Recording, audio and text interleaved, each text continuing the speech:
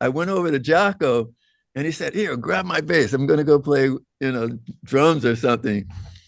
And I grabbed his bass and it was like I almost couldn't play it. His action was so low.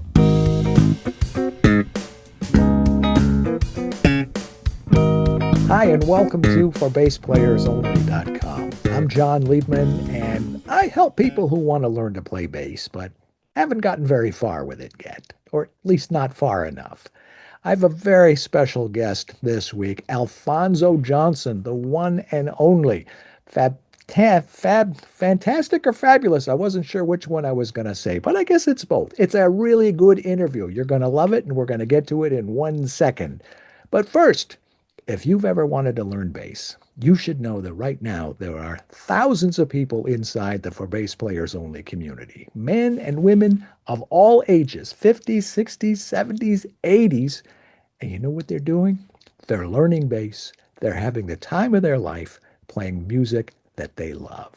You should come join them and experience that incredible transformation for yourself. Remember, you're never too old to groove. So let's play bass. Alphonso Johnson is a world renowned electric and upright bassist and also a master of the Chapman stick. Best known for having performed and recorded with some of the biggest names in jazz and popular music, including Weather Report, Billy Cobham, George Duke, The Crusaders, Chuck Mangione, Sergio Mendes, Tony Williams, Phil Collins, Carlos Santana, Wayne Shorter, Quincy Jones, John McLaughlin, Sarah Vaughan. The list just goes on and on. As an educator, he has also taught at the Thornton School of Music at USC. He was at the director of the bass department at Los Angeles Music Academy in Pasadena. He taught at Cal Arts. And recently, he's been on tour, and you're going to hear all about the Jazz is Dead ensemble, playing arrangements of Grateful Dead songs. And he's also working on some upcoming performances, and I tried to urge him to make a recording of the Blue Fox String Quintet. You're going to hear all about it right now. Here is my interview with Alphonso Johnson. Hi, Alfonso. Hey, how's it going, John? Good to see Good. you. It's so good to see you too. It's been a while. I was looking up at the other interviews that we did on ForBassPlayersOnly.com. The last one was in 2014 in Germany at the Wow. World Base Camp, and the first one we did was in 2011. Wow, we go way back. Yeah. So, well, I go back with you even further. Before I knew you, I remembered probably around 1977. My buddy would come over and he'd bring records over, and we'd listen to uh, uh, Spellbound, and we'd listen to Moon Shadow, was it? Yeah, yeah. And but I think of you, I remember A Live Mother for You with Tom Scott, and the stuff with Billy Cobham, and oh man, it's just I'm bringing back some very happy memories. and Absolutely. and Bahama Mama, the Montrose Summit, all of that stuff. Yeah. So that's some great history, but you're continuing to make history. And I want to talk to you about a bunch of stuff. And why don't we just jump in to the newest project that you have going on, which is the Blue Fox String Quintet. Let's start there because I'm sure that's probably top of your mind. So what's Yeah. that all about? Well, when I first started playing music, it was learning how to play classical music. And I just thought at this point in my career, I really didn't want to be traveling so much and being out of town. So I wanted to get together with a couple of local players and play some pieces by the masters. But that doesn't mean masters from 100 years ago, although we are playing some Vivaldi and Rossini and Hindemith, but also contemporary masters like Joe Zawinul and Wayne Shorter and Herbie Hancock.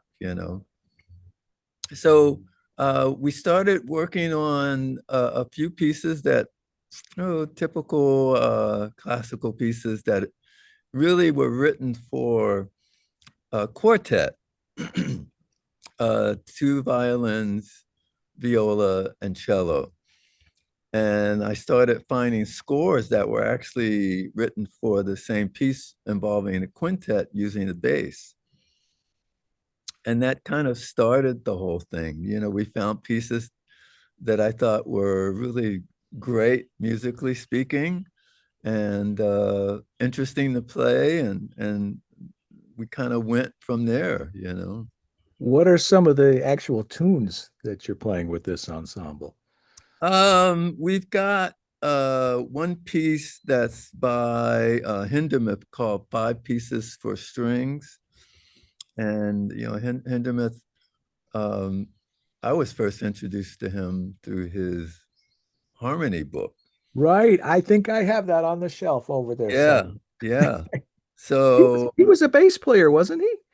I'm not sure. That's a good question.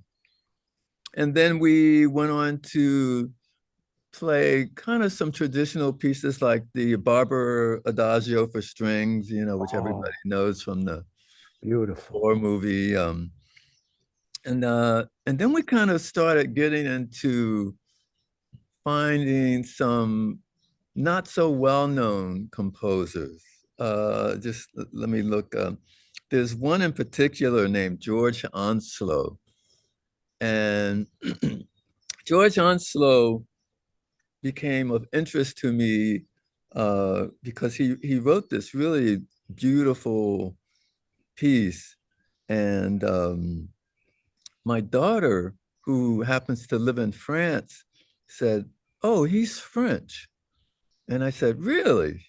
She said, "Not only is he French, he's buried here in my city, which is Clermont-Ferrand."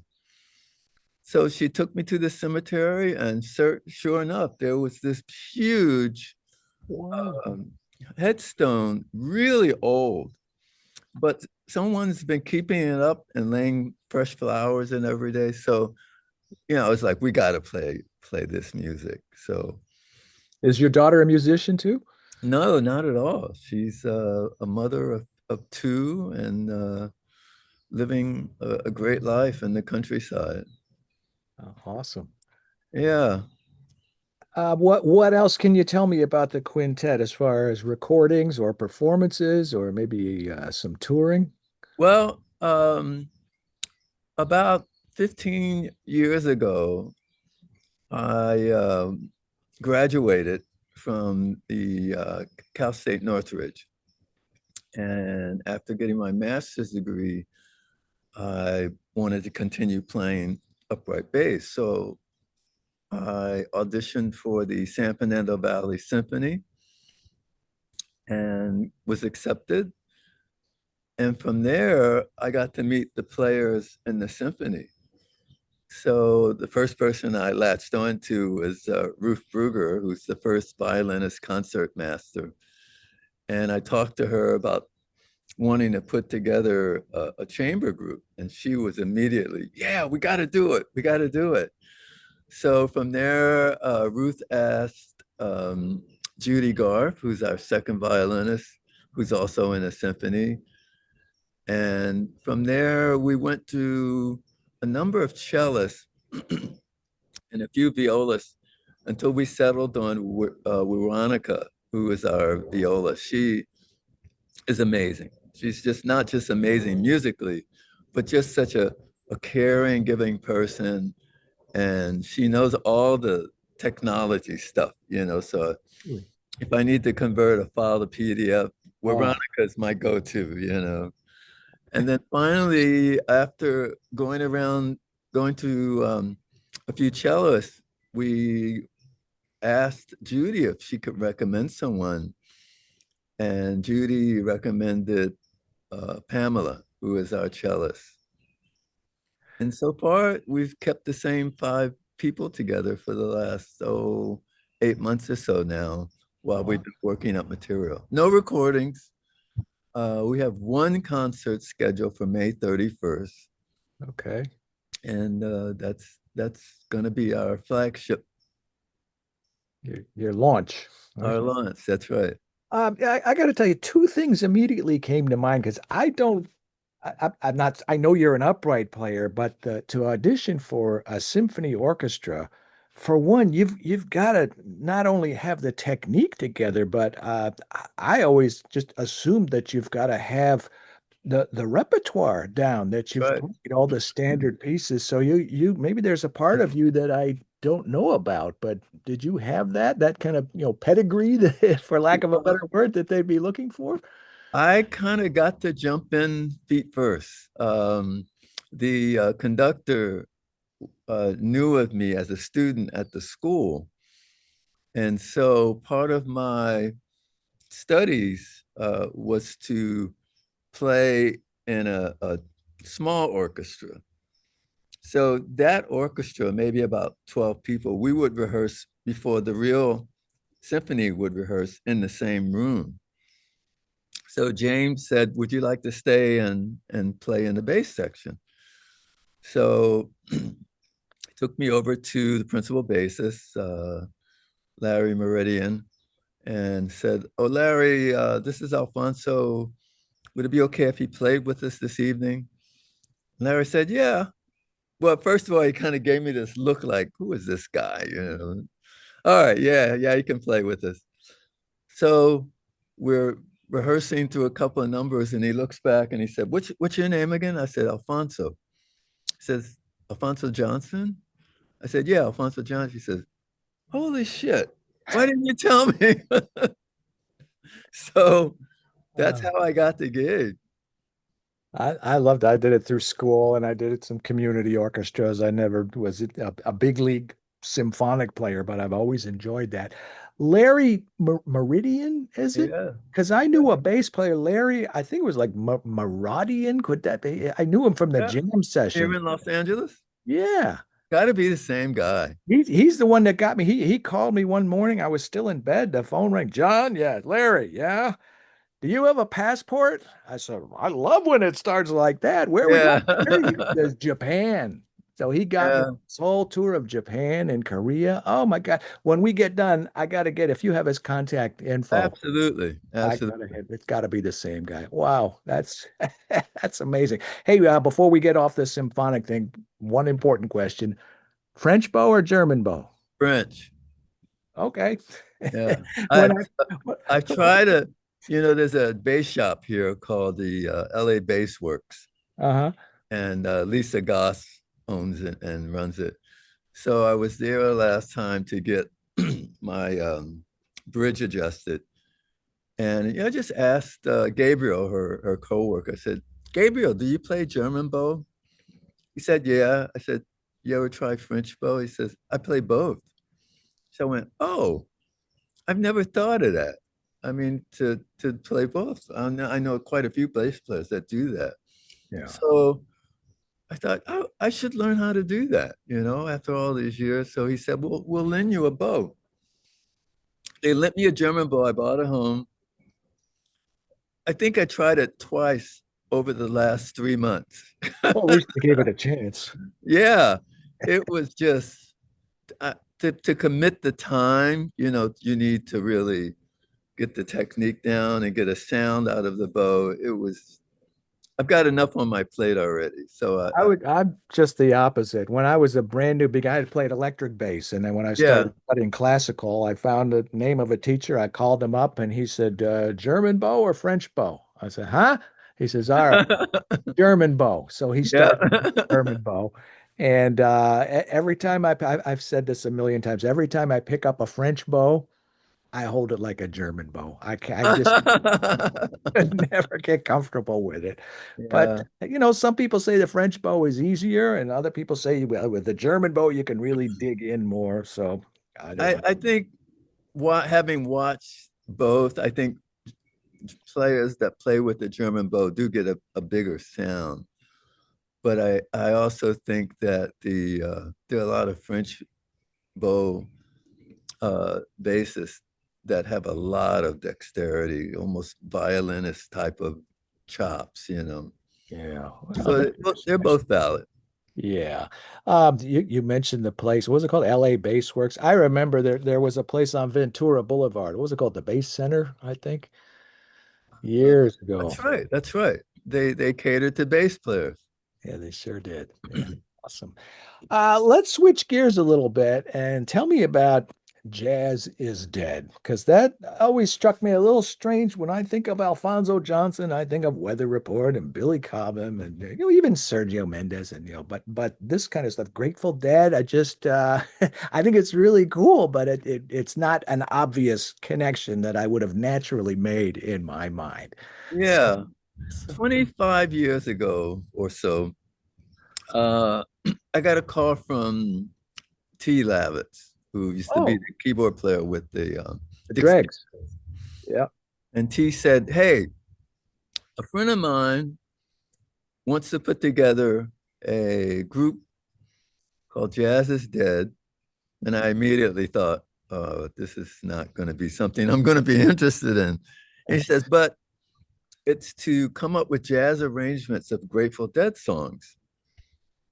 So I said, "Well, who's on board so far?" He says, "Well, I've got this guitar player named Jimmy Herring, and he's from the Aquarium Rescue Unit. He knows a lot of that material.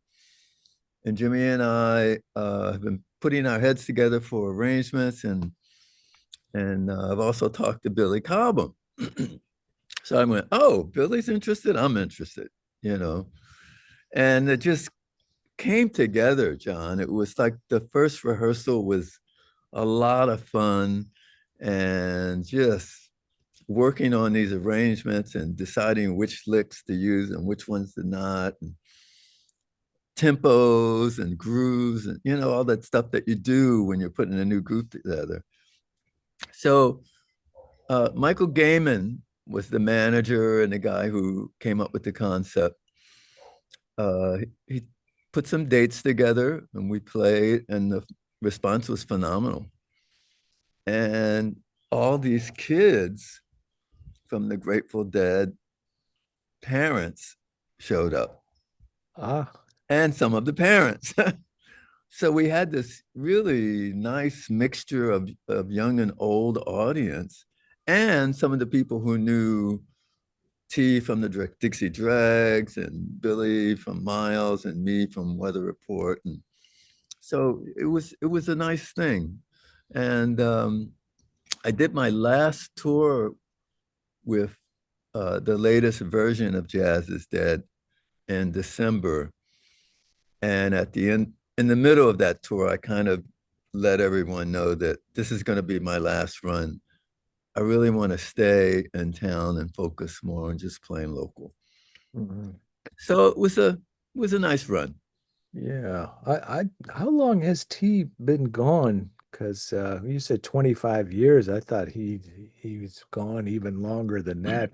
I'm He curious has been, yeah, because who when T passed away, we did another tour, because by then Jimmy had gone on to play with Phil Lesh. So we hired Jeff Pevar on guitar. And then we got another keyboard player. And we even had Tom Constantine from the Grateful Dead playing with us. At one point, we had two keyboard players. And then at another point, we had two drummers. We asked Rod Morgenstern to join oh, us. wow. So the group kept evolving, and transmuting into these different personalities coming in and out of the band. Were you playing upright and electric, or one or the other, or both? No, in the beginning, it was all electric. And then I started adding the Chapman stick. And then in the last couple of years, I think I bought my upright bass out on one tour, but that was I just couldn't get the sound. When you're used to your bass sounding a certain way, Yeah. especially if you're playing in a orchestra or symphony. There's a reason why they have a lot of bass players playing the same part, because there's Yeah. strength in that line to balance out all the other instruments. But when you're the only bass player in an all electric band and you're playing an acoustic instrument, Yeah. it has to be mic'd correctly. It has to be, you kind of have to make it happen. You got to work with it. I could never get it to sound good with that music. What about Phil Lesh or Bob Weir or Mickey Hart? Any of those guys, did they get to hear Jazz is Dead? Did they did Yeah, everyone to that? Bobby, Bob knew of the group. As a matter of fact, that's why when he and Phil kind of parted ways for a while, they called me in to play with the other ones, which was members of the Dead with Bruce Hornsby and Mark.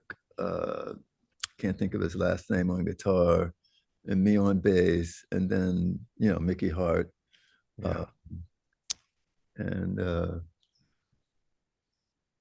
what's his name? Bill Kreutzmann, Oh yeah. and uh, and of course Bobby. Wow. Hey, you brought up another question I meant to ask you. I remember I was just wondering if when you were playing with the orchestra or even the early days before you were formally in the orchestra, did you have a pickup on your on your upright bass? I did, but obviously I never used it. Oh no, that's not why I'm asking because I was doing a jury one time and all the classical people were, sitting and taking notes. This was at university and Yeah. one of the cellists who played in the Detroit Symphony Orchestra was just, what is that thing? And it's a pickup. It's for jazz. It's just, Yeah. oh. Now they all have pickups. So what else is keeping you busy these days? Moving. My Oh, wife and I that's just fun. bought a new home, and we're in the middle of boxes right now, trying to get everything packed and our four dogs and ready to go. Boy. Yeah. Well, what about professionally? Anything else that you haven't mentioned? No, I think I'm just gonna focus on the Blue Fox String Quintet and kind of sail off into the sunset. Hey, what about your gear, your basses and your, pickups, amps, effects, all that kind of stuff? What's in your current arsenal these days?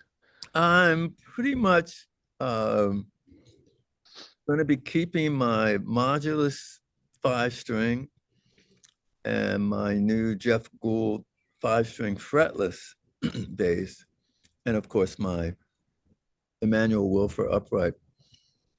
But I've gotten in touch with a company in Hollywood, an auction company, and at the end of this month, there's going to be an auction, both online and in New York, where they're going to auction off almost most of my equipment Wow. because I don't want to have to ship everything out of state. How far away are you moving? We're going to Maui. Wow. Yeah, we bought a home in Maui. Who hangs out there? The guys from the Doobie Brothers, I think, and you know Hutch from Hutch Hutchinson from Bonnie Yeah, Raitt, absolutely. and Yeah. Benny Rietveld is in Hawaii also. Oh, really? I didn't Yeah, know that. Yeah, yeah. I know a lot of musicians live there. Mick Fleetwood and a lot of great people. Well, I'll tell you what. Next interview we do, let's do it from your house in Maui. How's that sound? It sounds like a plan. Maybe some December or January, something like that. Yeah, yeah. Sounds good. Oh wow. Hey, I want to take this opportunity to ask you because you're a bass player and you have a long-standing career as having been an educator. ForBassPlayersOnly.com is a bass instruction site. And, Right. and we've got people from every state, all 50 states in the US. And last time anybody counted, I don't know, 60, 70 countries around the world coming to ForBassPlayersOnly.com every day to learn bass. Great. That's great. Most of the people, I thought I was going to get the kids when I first started the instructional, 20-year-olds, whatever. But most of the people, I joke about it. I say most of them are over 40, but a lot of them are older than over 40. And men and women in their 50s, 60s, 70s. I've got students in their 80s. And Wow. and they're not looking to make a career out of being a professional musician. They want to Sure. play some, classic rock riffs with their buddies and some blues shuffles, maybe some funk R&B, walking bass, whatever it is.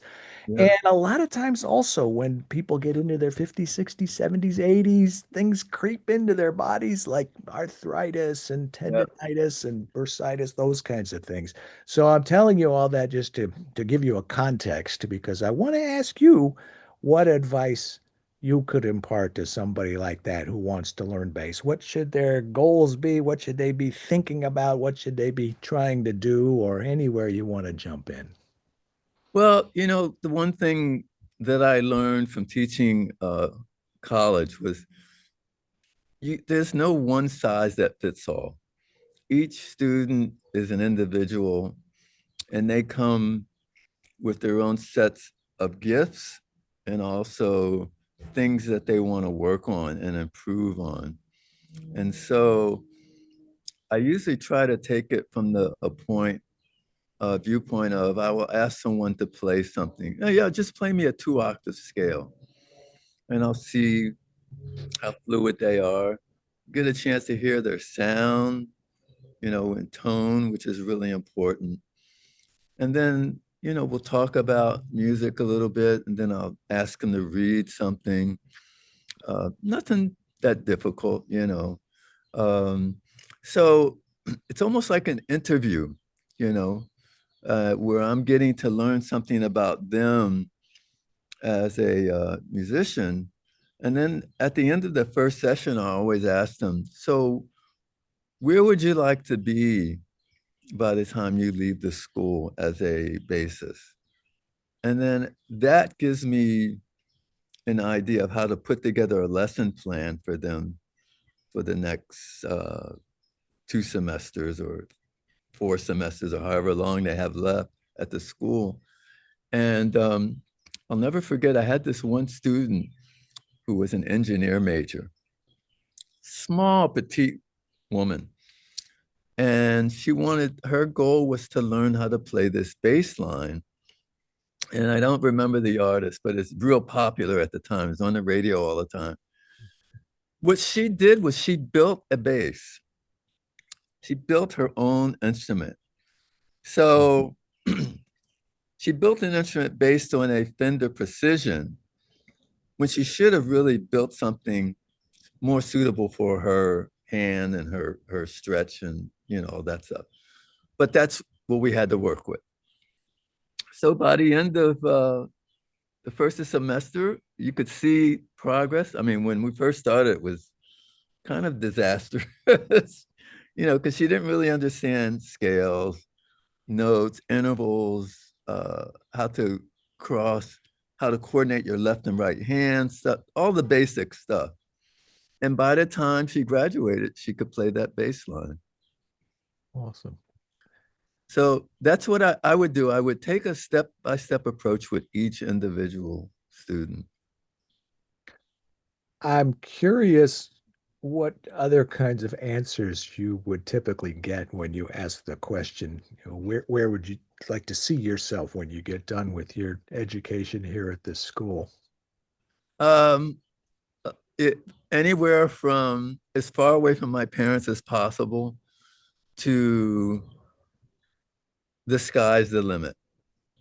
A lot of my students would just say, I want to go out and tour with Megadeth, or I want to be able to play with, at the time, Chick Corea, or I want to be able to, you know, be on stage at the Hollywood Bowl, or I would, because I had both jazz students um, or students from the jazz studies department, but I also taught in the popular music program.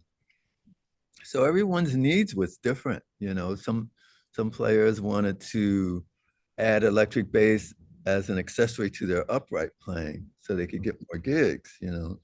And some of the pop musicians wanted to know how do you coordinate singing and playing bass at the same time. So there's a lot of different aspects of being a bassist.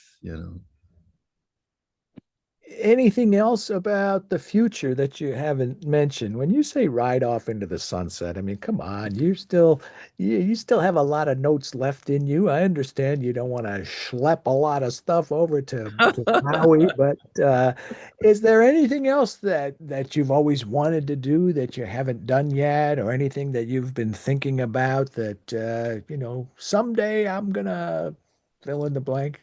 Someday I'm going to record a solo stick record. Okay. Yeah. And then my next goal would be to find musicians on Maui so I could continue the Blue Fox String Quintet and record that group. What else? Just keep getting better at what I do, you know. That's really my goals. It's not that I want to stop playing. I kind of look at it as a semi-retirement, you know. I still want to play music, but I don't want it to be a continuance of how I've done it so far. Sure. That sounds like Miles Davis. That sounds- Hey, I meant to ask you, what kind of pickup do you play on your upright bass? um, I have two. I have a DPA microphone. It's a little tiny microphone, and I also have a what do you call it, from David Gage, Oh, the one that realist. realist. Thank you. Yeah, the one that goes under the foot of the bridge. Yeah, those are popular.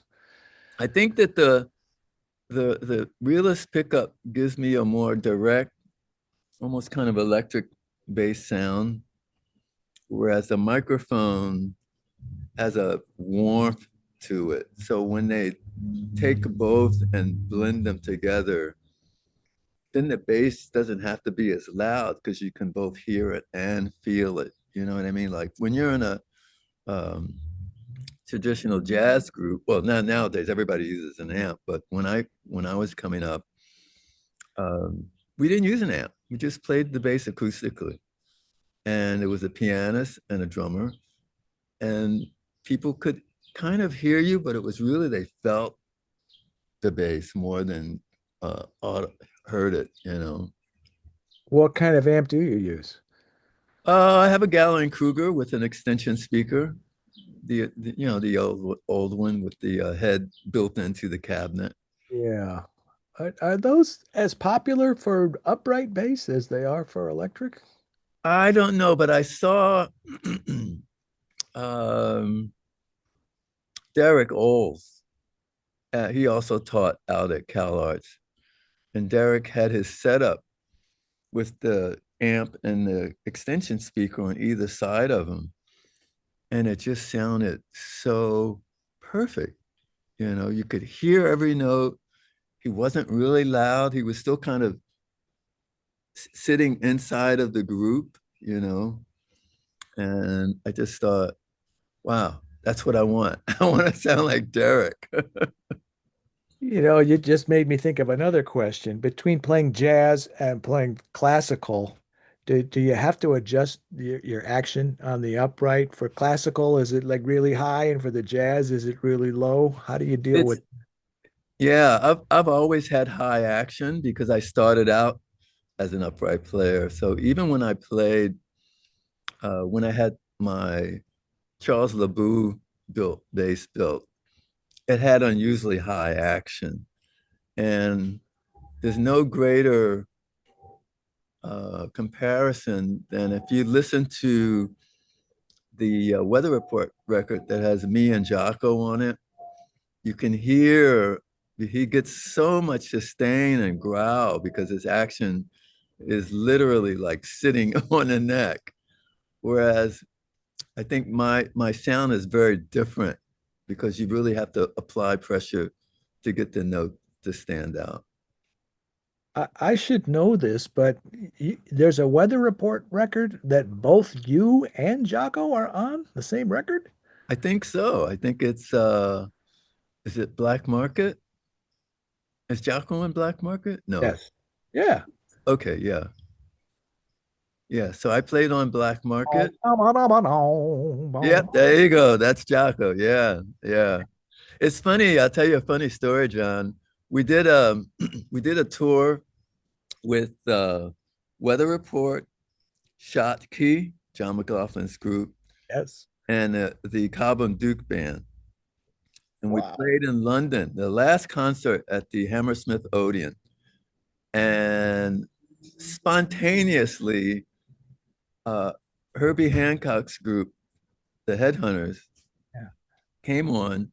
They're at the end of their set, and George Duke walks across stage and gets behind one of Herbie's keyboards. And then Alex Acuna runs across the street, and everybody just starts. So I went over to Jocko and he said, Here, grab my bass. I'm going to go play, drums or something. And I grabbed his bass and it was like I almost couldn't play it. His action was so low.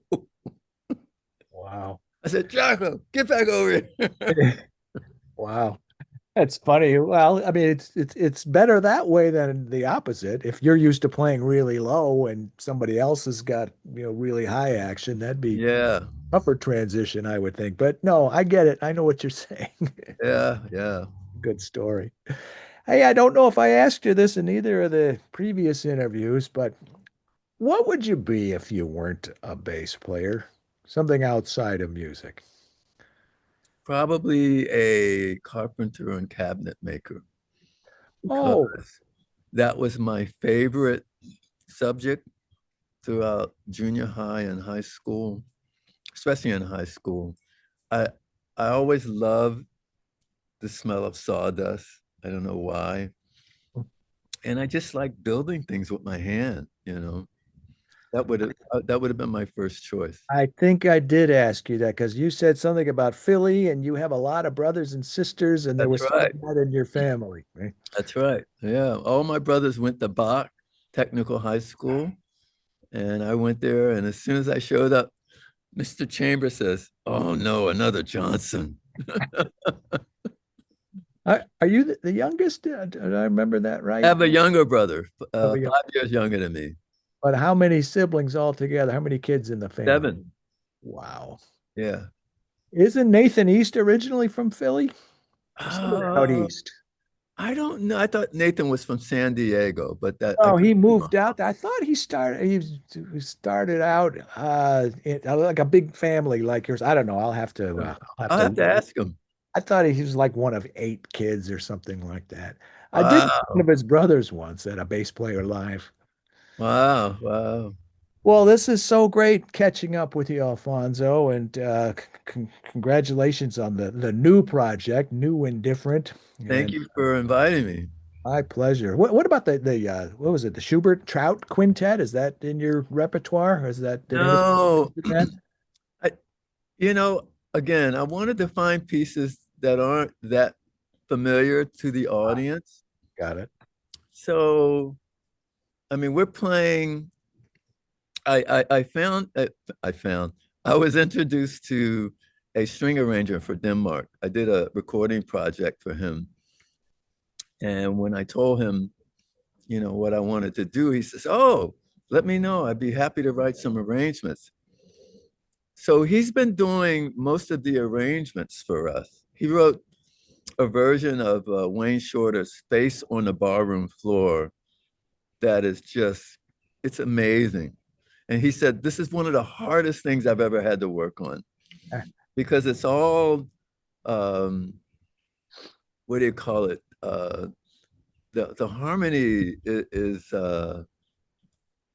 what they call deceptive harmony. You know, it moves to one place, but it doesn't resolve where it would typically resolve to. It would go Wayne, his Yeah. Well, I was thinking Steely Dan when you said that, but yeah. Steely Dan as well, for that type of music. Yeah. So when he arranged that song, then I got him to do Butterfly by Herbie Hancock and Birdland by Zawinul. Wow. So the first half of the show will be classical composers, and the second half will be the contemporary composers that I really admire. Okay, but you are planning to make at least one recording at some point, right? I hope so, yes. Oh, you've got to. Well, it's all about finding the right musicians, you know. Sounds like you found them. That's correct. All right, we'll leave it at that. Thank you so much. And I'll try not to wait another 12 years before we do another interview and want to hear all about Maui. And, I keep throwing questions at you and I keep going off on tangents. And I was thinking, Maui, I hope, I don't know what Maui is like because I know they went through some pretty serious devastation. So, Yeah, they had a big fire in Lahaina, but it's all been resolved and people are rebuilding and it's a beautiful place. all right, great. I'll send you some greetings one day. Yeah, please do. Send me some invitations someday too. All right. My wife and I want to get back. We went to Hawaii on our honeymoon, so we'd like to get back. That was almost 28 years ago. So yeah. Oh, great, great. Thank you so much, my friend. Take care, and I look forward. I hope our paths will cross again soon and often. All right, John. Mahalo nui. All right. Thank you. What a fascinating guy. What a great musician, great bass player. And I hope he's really going to do something with that Blue Fox Quintet, like recording and touring and making it accessible to as many people as possible. Because nobody's heard any recordings of it yet because they haven't been done. But I could already tell it's going to be awesome, or it is awesome. If you've ever wanted to learn bass, you should know that right now there are thousands of people inside the For Bass Players Only community, men and women of all ages. And you know what they're doing? They're learning bass, they're playing music that they love, having the time of their life. You should come join them and experience that incredible transformation for yourself. Remember, you're never too old to groove. I will see you right back here next week, same time, same place, with another bass player interview. In the meantime, I'm John Liebman. Let's play bass.